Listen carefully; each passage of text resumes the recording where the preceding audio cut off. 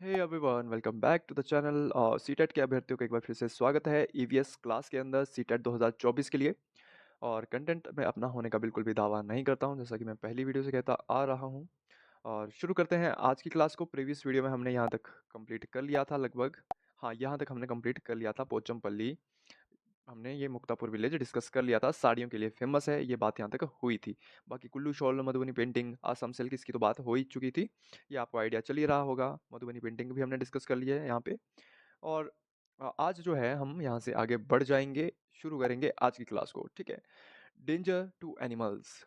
तो क्या खतरा है जानवरों को? तो जानवरों को खतरा जो है, यूँ कहें कि मांसाहारी जानवरों से कम हम इंसानों से ज़्यादा खतरा है।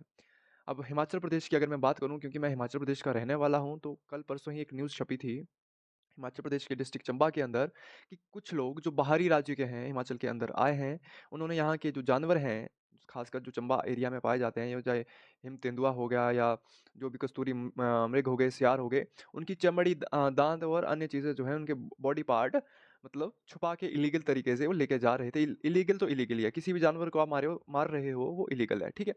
यहाँ पे बस जंगली जानवरों का शिकार मतलब पूरे देश में लगभग ना के बराबर कर दिया। आप जंगली जानवरों का शिकार नहीं कर सकते हो। बट फिर भी कुछ होते हैं जो शरारती तत्व हैं, हमारे इंसान होने का जो मतलब सिर्फ़ ढोंग कर रहे हैं इस दुनिया के अंदर, वो लोग क्या करते हैं, जानवरों को मार के उनके जो ऑर्गन होंगे, उनको बेच के मतलब सिर्फ़ पैसों के लालच की खातिर उनको मार दिया जाता है। तो अपने आप में बहुत ही शर्म की बात है। ठीक है? तो डेंजर टू एनिमल सबसे ज़्यादा खतरा हम इंसानों से ये क्या-क्या खतरा है? पहली बात तो ये कि बाघ बाघ क्या है? यहाँ पे बात की है बाघ की। तो बाघ जो है भारत का वो है राष्ट्रीय पशु है। क्या है? राष्ट्रीय पशु है। इसकी बात हमने पिछले वीडियो में कर ली थी। तो कोई भी जो पशु है उसको राष्ट्रीय पशु का या राज्य पशु का टैग तब दिया जाता है जब वो विलुप्त होने की कगार पे होता है। बट अगर हम बात करें टाइगर की, तो आई थिंक 2022 का डाटा है जो बाघ की जो जनगणना होती है भारत के अंदर, तो इनकी जो जनसंख्या है वर्तमान समय में ये पहुंच चुकी है लगभग 3000 प्लस, यूं कहें कि लगभग लगभग 3000 से ऊपर है। एग्जैक्ट आप इसको गूगल कर लीजिएगा, आपको ये मिल जाएगा। उससे पहले ये 29 77 या इतनी कुछ थी। ठीक है। अभी ये लगभग 30-70 से प्लस हो चुकी है। इतना मैं अभी एग्ज़ैक्ट नहीं बता पाऊँगा, आप इसको गूगल कर सकते हैं। ये बाघों की संख्या की बात हो रही है, ठीक है? टाइगर्स की जो संख्या है, टाइगर्स की जो पॉपुलेशन है, वो 3000 से ऊपर जा चुकी है। ये पॉज़िटिव में हमें अब देखने को मिल रही है, तो ये कहीं न कहीं एक बहुत ही बढ़िया बात है। तो क्वेश्चन यहाँ से बन सकते हैं टाइगर्स के ऊपर। कल भी हमने इसके ऊपर 1-2 क्वेश्चन हमने ऑलरेडी किए हैं, ठीक है? बाकी देखिए, बाकी जानवर क्यों मारे जाते हैं भारत के अंदर या पूरे विश्व के अंदर, तो एलिफेंट जो हैं वो उनके जो हाथी दांत होते हैं उनके लिए यहाँ पे मारे जा रहे हैं। जो राइनोसोर्स होते हैं, गैंडे होते हैं, उनका जो वो होता है ना, आपने सुना एक सींग वाला गैंडा, तो उनका जो हॉर्न होता है, वो जो सींग होता है उसके लिए इनको मार दिया जाता है ना? कुछ लोग तो अब जैसे पर्यावरण संरक्षण की अगर बात करें, जो लोग इसके लिए प्रयासरत हैं वो क्या करते हैं, वो इनको पकड़ते हैं जानवरों को बेहोश करके, उनके सींग जब वो छोटे ही होते हैं तभी काट देते हैं ताकि इनको बचाया जा सके। है ना? उन लोगों से जो इनको मार देंगे इनके हाथी दाँत या इनके हॉर्न के लिए। समझ गए या ये बात? आगे देखिए, tigers and crocodiles and snakes are killed for their skins. क्यों मारे जा रहे हैं ये? आप कुछ लोग होते हैं जो चमड़े के जूते, चमड़े के मतलब बोल सकते हो जो बेल्ट हो गई, बैग्स हो गए, लेना खरीदना पसंद करते हैं। है ना? हवाबाजी दिखाना पसंद करते हैं। तो वो चीज़ भी कहीं न कहीं गलत है, वो भी बढ़ावा देती है एनिमल किलिंग को।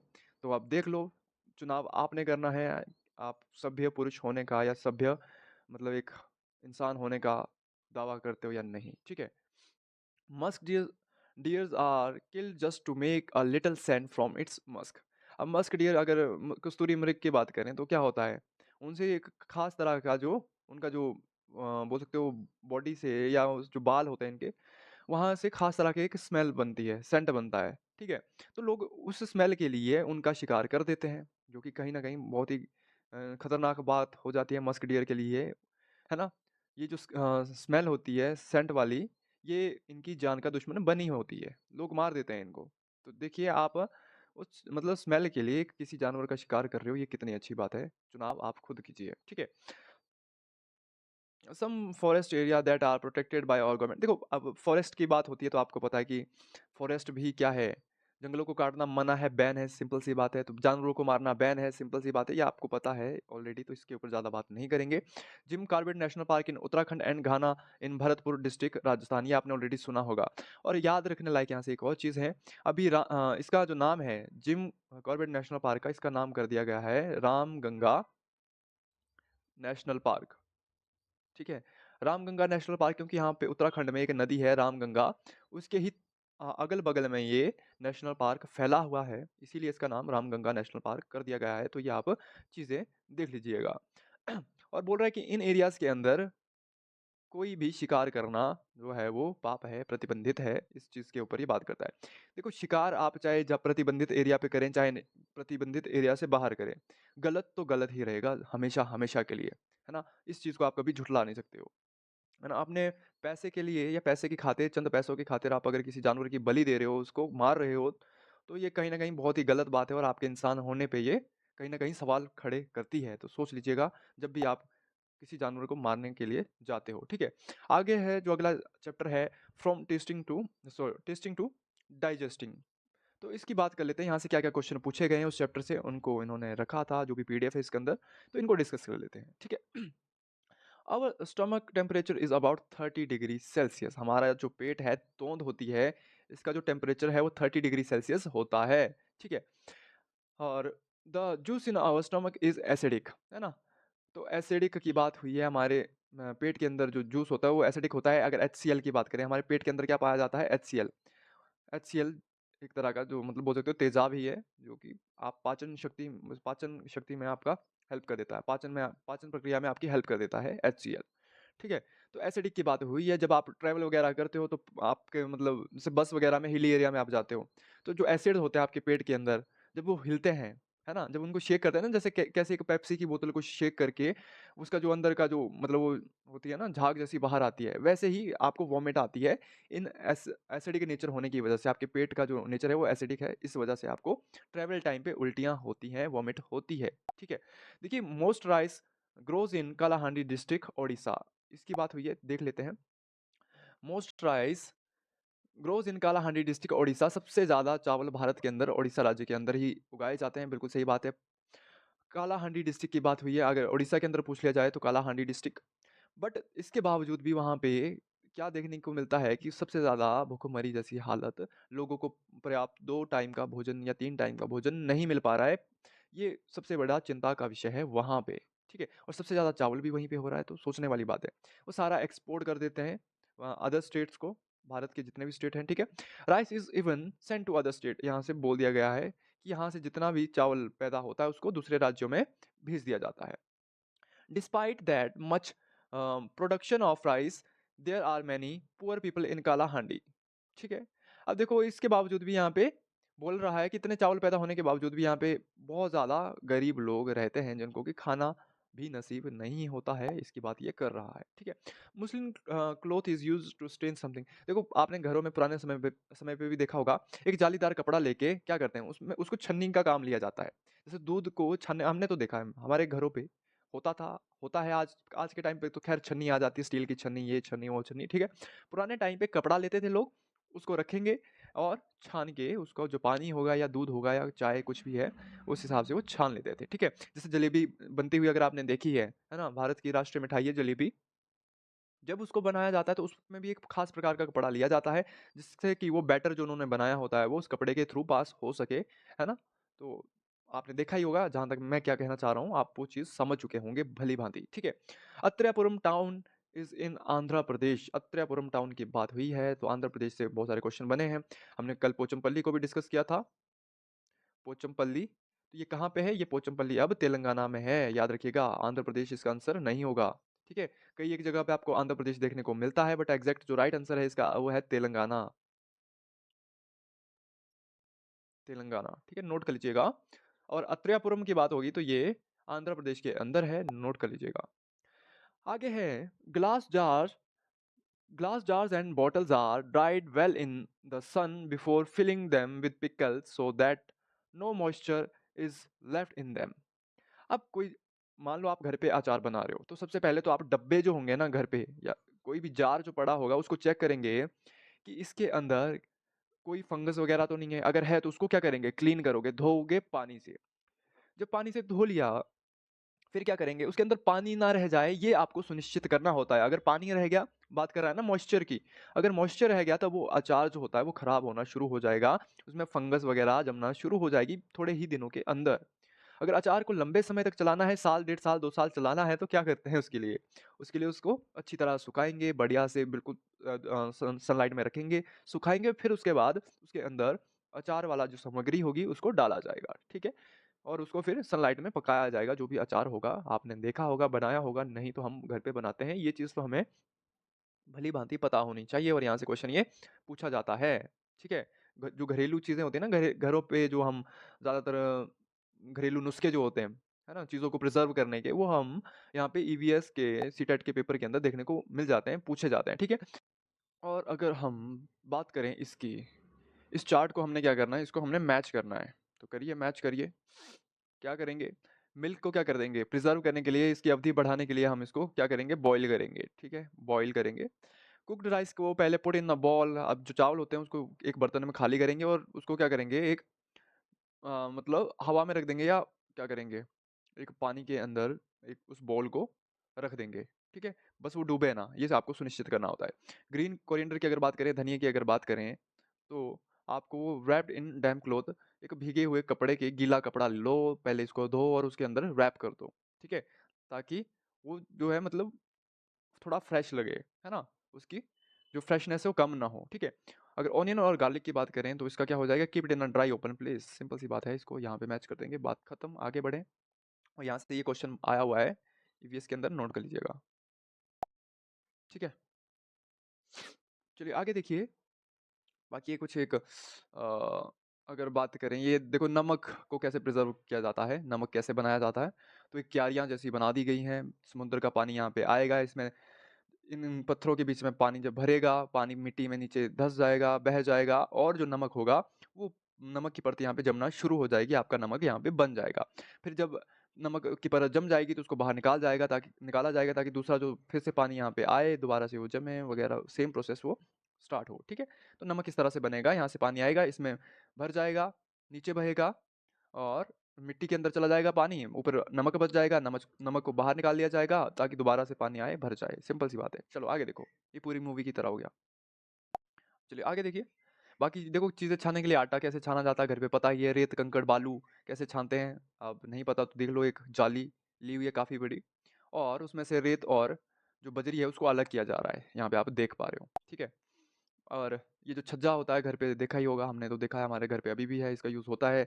एयर की डायरेक्शन लो, जो भी आपका गेहूँ, मक्की वगैरह होता है उसमें से जो उसका मतलब होते हैं ना, जो कुछ एक उसके रह जाते हैं अवशेष मक्की के या धान के या जो भी है, गेहूँ आप निकालते हो घर पे, उन वो जो वेस्ट मटेरियल रह जाता है इसके अंदर, उसको निकालने के लिए, क्योंकि वो लाइट होता है अनाज के मुकाबले में, जो वेस्ट मटेरियल होता है, ठीक है? तो वो सारा छँट जाता है, ये हुई एक बात। आगे देखो यहाँ पे क्या हो रहा है, यहाँ पे भी छज्जे से ही मदद ली जा रही है, जैसे वो अ, घर की औरतें होती हैं ना, जो चावल वगैरह को ऐसे ऊपर हवा में उछालेंगे और उसमें से वो जो भी कुछ वेस्ट मटेरियल होगा, वो आगे आता जाएगा और साफ़ होता जाएगा, ठीक है? तो ये कुछ एक प्रोसेस है। वैसे यहाँ से कम क्वेश्चन पूछेगा, जो पीछे मैचिंग के लिए क्वेश्चन दिया, वो आपको पता होना चाहिए, ठीक है? बाकी ये चीज़ें हमने ऑलरेडी डिस्कस कर ली। ओके, देखो, आगे देखिए प्लांट्स व्हिच हंट, ये भी एक चैप्टर है।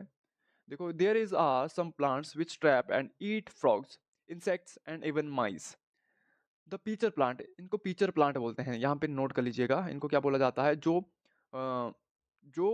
पौधे या जो प्लांट क्या होते हैं, इंसेक्ट्स को खाते हैं, छोटे कीड़े मकोड़ों को खाते हैं, उनको पीचर प्लांट बोला जाता है। नेफेंथीस इसको बोला जाता है, ये भी आप यहाँ पे नोट कर सकते हो। Is one such plant is found in Australia, ये ऑस्ट्रेलिया, इंडोनेशिया और भारत के मेघालय के अंदर पाया जाता है। ये मेघालय इंपॉर्टेंट है, नोट करिएगा, क्योंकि इंडिया का एग्जाम है सीटेट, तो पहले तो आपको इंडिया का पता होना चाहिए, उसके बाद ऑस्ट्रेलिया और इंडोनेशिया, तो इनका भी आपको आइडिया होगा ही भली भांति। ये दो नाम भी आपको याद रखने हैं, ठीक है?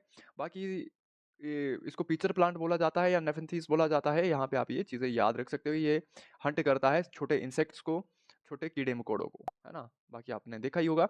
बाकी एक ये रही स्टोरी, ये भी इम्पोर्टेंट है। नेचर से इंस्पायर है कहीं न कहीं, चप्पल दिख रही है बट ये जो चप्पल के ऊपर जो चिप लगी होती है ना, इसके ऊपर ये बात हुई है, ठीक है? This happened in 1948 one day George menstrual नाम याद रखिएगा इम्पोर्टेंट है। चप्पल की खोज इन्होंने नहीं की, इन्होंने कुछ और खोजा था और देखो क्या था। George menstrual came back from a walk with his dog. कुत्ते को घुमाने लेके गया था क्योंकि पेट लवर होते हैं सारे आज के टाइम पे, है ना? कोई घोड़ा, कोई गधा लवर तो है नहीं यहाँ पे, ठीक है? He was amazed to find seeds sticking all over his clothes. अच्छा इसने क्या देखा? इसने देखा एक बीज। अब हमारे यहाँ पे लोकल एरिया में भी एक बीज टाइप का कुछ होता है जिसके चारों तरफ कुछ एक छोटे-छोटे मतलब पतले-पतले से वो निकले होते हैं हल्के-हल्के काँटे जो कि हार्मफुल नहीं होते हैं। बट वो कपड़ों के साथ चिपक जाते हैं या यूँ कहें आपकी बॉडी के साथ भी चिपक जाएँगे। ठीक है? तो जॉर्ज मेस्टल ने देखा कि भैया ये क्या हो रहा है? ये क्यों चिपक रहा है मेरे कपड़ों के साथ? ऐसा उन्होंने ऑब्ज़र्व करा इसको और वहीं से इन्होंने क्या बना दिया, he made a material with similar tiny hooks that would stick Velcro. तो इन्होंने क्या चीज़ बना दी? वेल्क्रो। बस यहाँ से चीज़ें याद रखनी है 1948 जॉर्ज मेस्ट्रल और बनाया क्या इन्होंने? वेल्क्रो। किसकी सहायता से? सीड्स की सहायता से। सीड्स की हेल्प से उसको देख के उनके माइंड में विचार आया था, ख़्याल आया। है ना? तुमको देखा तो ये ख़्याल आया। सिंपल सी बात है। किसको देखा? बीज को देखा। ठीक है? वेल्क्रो, वेल्क्रो ये वाली चिप आप बोल सकते हो, इसको वेल्क्रो बोल के आप याद रख सकते हो। जो कि आपके बैग या जो शू सैंडल होते हैं, उन पे ये उनको चिपकाने का काम करता है, बंद करने का काम करता है। ठीक है? ये सिंपल सी बात है, बाकी बहुत सारी चीज़ें हैं। What from inspiration from nature ये वो सारी बहुत सारी चीज़ें हैं, इतनी सारी चीज़ें आपको पढ़नी नहीं है। जॉर्ज मेस्ट्रल 1948 कुत्ते को घुमाने गया, बीज देखा, बीज से उसको आया एक कुछ चीज़ इन्वेंट की जाए और इन्वेंट जो की उसको नाम दिया वेल्क्रो। वेल्क्रो आप अब ये समझ सकते हो कि जो चप्पल जो चिपक रही है, चिप-चिप की जो साउंड आती है ना, बस आपने किया होगा मुझे पता है आई एम श्योर। हमने तो बचपन में बहुत किया है भाई, वेलक्रो, ठीक है? चलो देखो अब यहाँ पे क्या बोल रहा है every drop counts. This chapter अब ये पूरा चैप्टर है। This chapter talk about a place named Gadisar. ये घाड़ीसर एक प्लेस है, कहाँ पे है? राजस्थान के अंदर है। राजस्थान के अंदर राजस्थान में भी कहाँ है? तो जैसलमेर के अंदर है। ये आपको याद रखना है। कौन-सी जगह? घाड़ीसर, ठीक है? ये क्या है? There were 9 lakes, 9 lakes and can be filled with a single lake. अब देखो 9 झीलें हैं बट एक ही झील से भरी जा रही है। मतलब क्या भैया इस बात का? तो मतलब ये हुआ कि मान लो जैसे 9 टंकियाँ रख दी आपने, 9 टंकियाँ रख दी और ये हमने पानी से भर दी जो कि नेचुरल है मान लो और इसका जो पानी है टंकी का ये जोड़ दिया हमने एक पाइप से दूसरी टंकी तक और दूसरी से तीसरी टंकी ऐसे-ऐसे करते ये जुड़ी हुई हैं, ठीक है? तो ऐसे ही बोल सकते हो कि एक लेक का वाटर दूसरी वो लेक के अंदर गया, फिर तीसरी के अंदर गया, तीसरी से चौथी के अंदर, फिर पाँचवीं के अंदर, इस तरह से सारी ये 9 लेक भरती थी। प्रेज़ेंट टाइम में लगभग इनका अस्तित्व खत्म हो चुका है। Jaisalmer get very little rainfall अगर आपको पता है अरावली श्रेणी, अरावली रेंज, है ना? उसके उस साइड वेस्ट साइड में बारिशें बहुत कम होती है।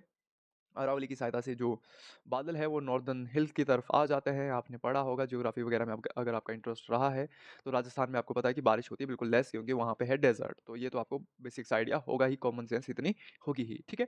अब वहाँ पे अगर बारिश नहीं हो रही है तो वो जो लेक्स हैं वो सूख गई होंगी, ऑब्वियस सी बात है ये सूख चुकी हैं। अगर आप इनको अभी सर्च करोगे नेट वगैरह पे मिल जाएगा आपको। At some places, some people celebrate it whenever lakes get filled up with water. In Uttarakhand, a new bridge goes to bow to spring or the pond. ठीक है? बाकी ये सारे पानी से रिलेटेड कुछ एक एग्जांपल हैं। The reason why wells have dried up. कुएं क्यों सूख रहे हैं? तालाबों की बात यहाँ पे हो रही है। ठीक है? Water is being pumped up under the ground. अब देखो पानी जो जमीन के नीचे से खींचा जा रहा है ऊपर, है ना? पंप की मदद से। देखो अभी आपने अगर न्यूज़ सुनी होगी जैसलमेर के अंदर भी, जैसलमेर जैसलमेर या राजस्थान का बाड़मेर, माफ़ कीजिएगा बाड़मेर, है ना? तो बाड़मेर के अंदर क्या हो रहा है, ज़मीन धँस रही है। वो ज़मीन इसीलिए धँस रही है क्योंकि ज़मीन के अंदर से जो पानी है वो खींच लिया जाएगा क्योंकि राजस्थान के अंदर पानी की वैसे ही बहुत कमी है। तो लोगों ने क्या लगाया है, लोगों ने मोटर लगाई होंगी, पंप लगाए होंगे और ज़मीन के नीचे से पानी खींच लिया जाएगा। जब वो पानी ऊपर आ जाएगा, जगह नीचे खाली हो जाएगी, वो ज़मीन धँस रही है नीचे, है ना? और बहुत सारे आपने ऐसे एग्ज़ाम्पल देखे भी होंगे, तो नहीं देखे हैं तो देखिएगा। अभी रिसेंट 1 महीना पहले की ही न्यूज़ है, चेक करिएगा आप, ठीक है? The lakes in which rain water used to collect are no longer there. है ना? अब उन लेक्स की बात हो रही है, ना बारिश हो रही है, बारिश नहीं हो रही है तो पानी नहीं है, वो लेक्स खत्म होती जा रही हैं, सिंपल सी बात है। राजस्थान में तो बहुत बुरे हाल हैं वैसे भी। क्योंकि बारिश ही इतनी कम होती है, ठीक है। The soils around trees and parks is now covered with cement. अब देखो पेड़ भी क्या करते हैं, पेड़ों की जो जड़ें होती हैं उनको भी सीमेंट से ही कवर कर दिया जा रहा है। आपने देखा होगा ना, पुराने समय में भी पंचायत लगती थी, तो पंचायत लगती लगी होती है, उसको पहले तो चारों तरफ से पत्थर से चिनेंगे, या तो उसके ऊपर सीमेंट पोत देंगे, या कुछ भी मतलब उसको कवर कर देंगे, ठीक है। उसकी बात हुई है, इसकी वजह से भी इफेक्ट पड़ रहा है पानी के लिए, पानी की स्टोरेज के लिए, क्योंकि पानी जो ट्री की जो रूट होती है उसके थ्रू भी पानी जमीन के अंदर इकट्ठा होता रहता है, ये आपको पता होगा, ठीक है। समझ गए बात, नहीं समझे तो समझ जाओ। बाकी ये जोधपुर की बात हुई है, उन 9 लेक्स के बारे में भी बात हुई है, सारी चीज़ें, बाकी इसको छोड़िए, यहाँ से देखिए, ये क्वेश्चन इंपॉर्टेंट है, यहाँ से क्वेश्चन पूछा गया है, ठीक है। थ्रू द आइज ऑफ अलब्रूनी, इसके बारे में ईवीएस में बात हुई है, भारत विजिट को लेके भारत में ये आए थे, ट्रैवलर हैं, ठीक है। Came in India and his named, इसको थोड़ा सा जूम करते हैं, his name was Alberuni, the place that he came from is now called Uzbekistan. ये कहाँ से आए थे अलबरूनी? अलबरूनी आए थे भारत में, कहाँ से आए थे? उज्बेकिस्तान से आए थे। Al-Biruni carefully observed and noticed down the details of all that he saw. बड़ी ही सावधानी से, बड़े ही केयरफुल होके ये देख रहा था, जो भी इंडिया के अंदर चीज़ें, आर्किटेक्ट था इंडिया का, उसको बड़े आसानी से ये समझ रहा था कि क्या क्या यहाँ पे उसके देश से डिफरेंट चीज़ें हो रही है, ठीक है। या यूं कहें उस समय के साइंस और टेक का ऑब्जर्वर बन के ये आया था, ठीक है। ही रोट स्पेशली अबाउट दो, अब इसने क्या क्या देखा उसके बारे में, यहाँ से इंपॉर्टेंट चीज़ें देखो। दे पाइल अप ह्यूज रॉक्स, इसने भारत के बारे में क्या लिखा वो देखो, इंडियन पीपल्स के बारे में इन्होंने कुछ लिखा। They pile up huge rocks and join them with iron rod and build चबूतराज, रेज प्लेटफॉर्म, ठीक है, और ऑल अराउंड द लेक, ठीक है। और क्या-क्या देखना है इसने यहाँ पे, कुएँ को कैसे बन रहे हैं, बड़ी-बड़ी इमारतें, चबूतरे कैसे बन रहे हैं, कैसे एक रोड से बड़े-बड़े पत्थर जोड़े जा रहे हैं, ये यहाँ पे आर्किटेक्ट देख रहा था इंडिया का, और उसके बारे में इन्होंने लिखा भी, है ना। पॉन्ड्स की बात करें तो पॉन्ड्स हैं यहाँ पे, है ना, पॉन्ड्स के बारे में भी इन्होंने लिखा, तालाब, पॉन्ड्स हो गए, लेक्स के बारे में लिखा, लेक्स पॉन्ड, है ना। लेक्स बड़ी होती हैं, पॉन्ड्स थोड़े छोटे होते हैं उससे साइज़ में, ठीक है। तो ये आपने नोट करना है, ठीक है। आगे देखिए,